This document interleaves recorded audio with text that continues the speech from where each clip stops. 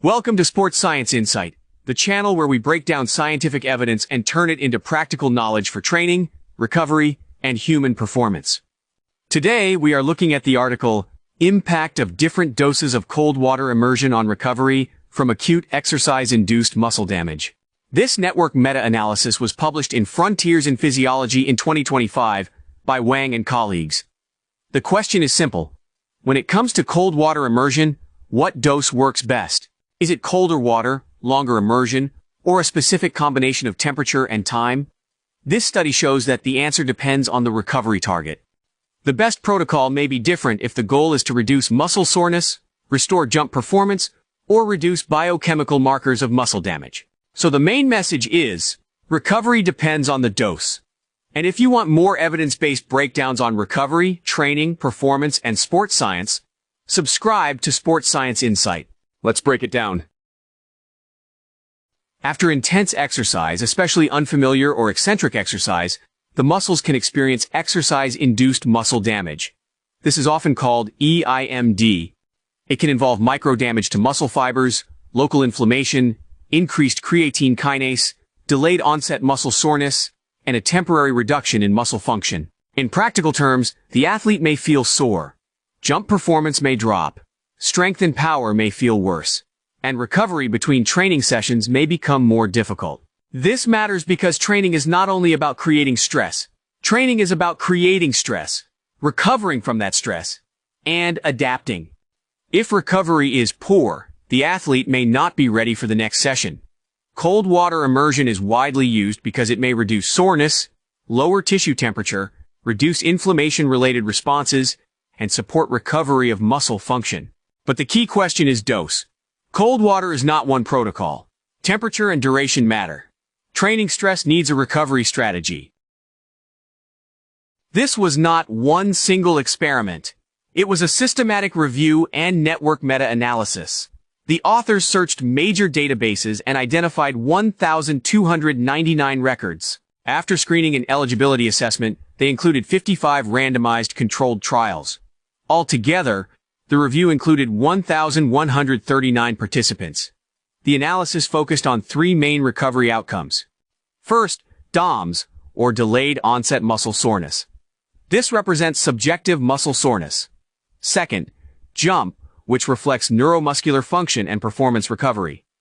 Third, CK, or creatine kinase.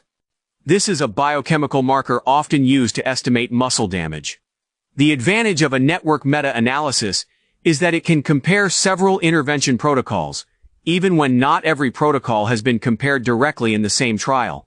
So this review tried to answer a practical question. Among different cold water immersion doses, which combination of time and temperature appears most effective? This was not one study. It mapped 55 trials.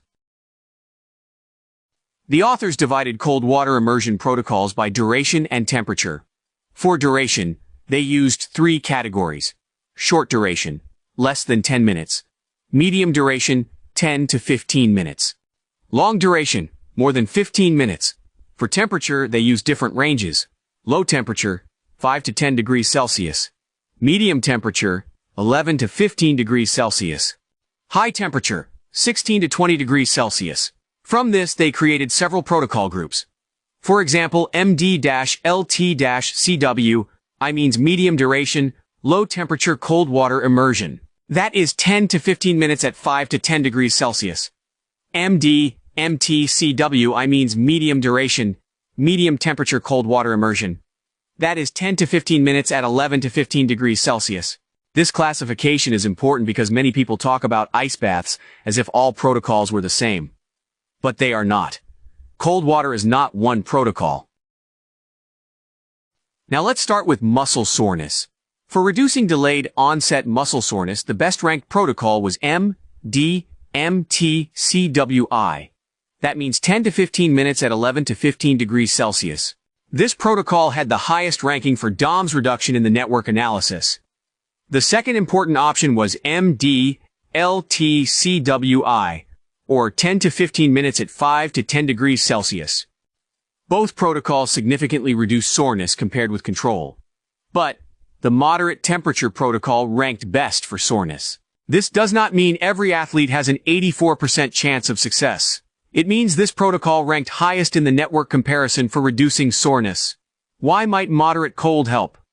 The article suggests that 11 to 15 degrees Celsius may provide enough cooling to reduce soreness and inflammation-related responses, while also being more tolerable than very cold water.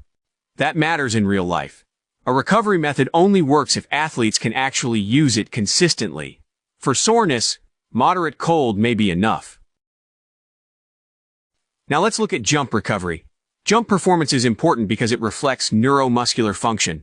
After muscle damage, jump height often decreases. In this review, the best-ranked protocol for jump recovery was MDL-TCWI.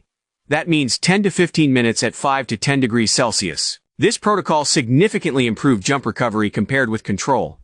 A longer low-temperature protocol also ranked well, but the medium-duration low-temperature option had the highest ranking. The practical message is, for explosive performance recovery, colder water may help more, but only within the right dose.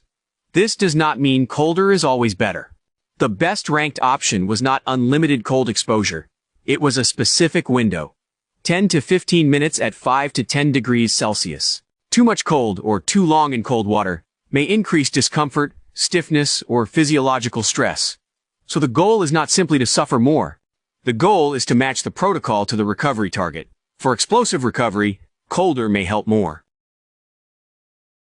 The third outcome was creatine kinase, or CK. CK is often used as a biochemical marker of muscle damage. Higher CK after exercise may indicate greater disruption of muscle cell membranes. In this analysis, the best-ranked protocol for reducing CK was again MDL-TCWI. That means 10 to 15 minutes at 5 to 10 degrees Celsius. The second-ranked option was MDMTCWI, or 10 to 15 minutes at 11 to 15 degrees Celsius. Both were effective compared with control.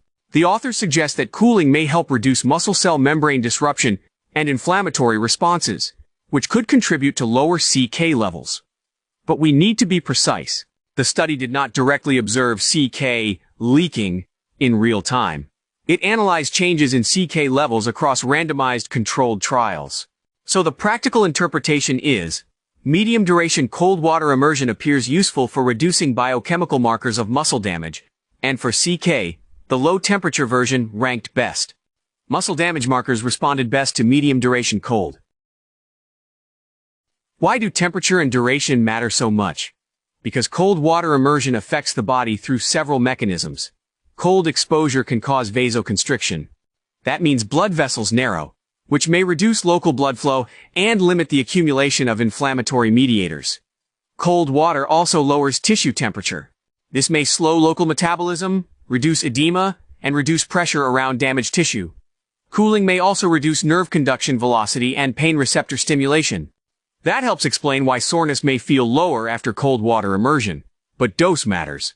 If the water is too cold or the exposure is too long, the athlete may experience excessive discomfort, muscle stiffness, or increased physiological stress.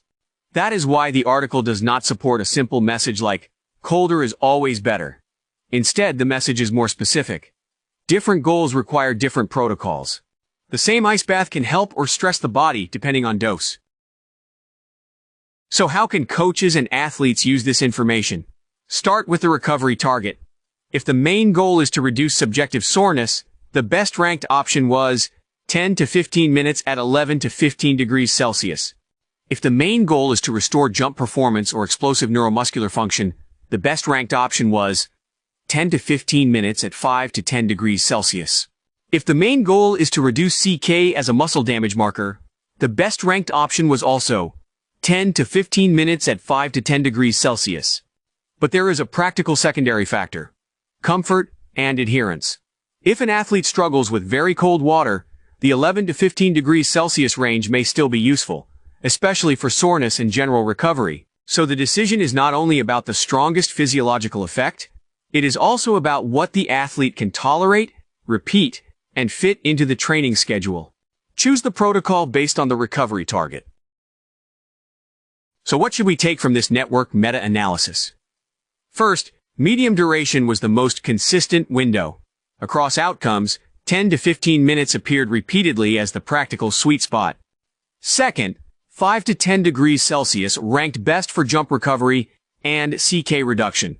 Third, 11 to 15 degrees Celsius ranked best for reducing soreness and may be more tolerable for many athletes.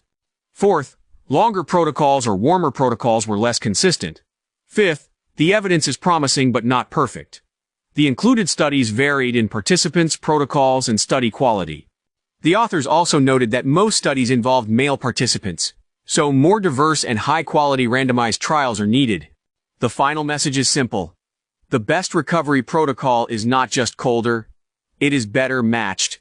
Match the dose to the goal, the athlete, the timing, and the training context.